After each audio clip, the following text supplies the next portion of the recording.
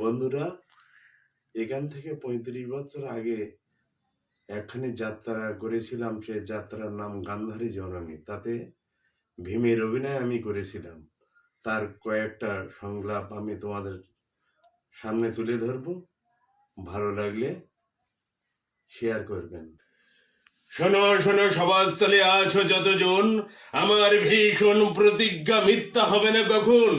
আজ প্রতিজ্ঞা করি আমি কুরুসভার মাঝে, কুরুবংশ কুলাঙ্গা রোদন দুঃশাসন, যেমনি করে পাঞ্চালীর গোছে কেশাকর্ষণ করেছে নির্লজ্জ বস্ত্র হরণ, তেমনি করে যুদ্ধক্ষেত্রে মাঝে দুঃশাসনের বক্ষ বিদীর্ণ করে করব রক্তবান অঞ্জলি ভরে।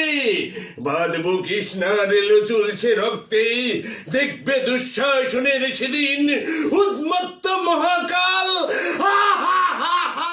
ভীমের প্রতিজ্ঞা বারো শোনো সভ্যগণ, সন্ধ্যে প্রমত্ত কামি মদ গর্ভে দুর্যোধন কুরুকুলাঙ্গার নির্লজ্জ পামর।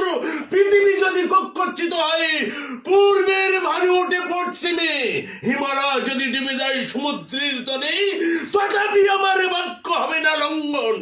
কদলী বৃক্ষ তুল্য যে উরু দেখালি কৃষ্ণারে, রণক্ষেত্রে মাঝে ভাঙব তোর উরু ভীষণ লহার গদায়। যতদিন প্রতিজ্ঞা আমার না হবে পূরণ, পিতৃ পিতামহ শোনে গতি আমার না হবে কখন। কোথায় সুযোধন, শ্রীকালের মতো পালিয়াছ কেন? কোথায় তোমার অহংকার? শত কৌরবের শুধু তুমি মাত্র বাকি, তোমাকে শেষ আহুতি দিতে পারলে আমার কৌরব যজ্ঞ শেষ, নইলে যে আমার সকল প্রতিজ্ঞা বিফল হয়ে যাবে। যুক্ত করে ছুটি করো বীর বৃকোদরে, স্মরণ করো কুরুপতি বারুণাবাদে জয়ের কথা, কপট শকুনের পাশাতে পাণ্ডবদের সর্বহারার কথা, রজস্বলায় পাঞ্চালীর বস্ত্র হরণের কথা, শিশু অভিমন্যুর মৃত্যুর কথা। পাণ্ডবেরা ভুলিনি, ভুলতে পারে না। আজ আর ক্ষমা নেই, তোর কাল পূর্ণ হয়েছে। আমি তোর সেই কালান্ত গজম।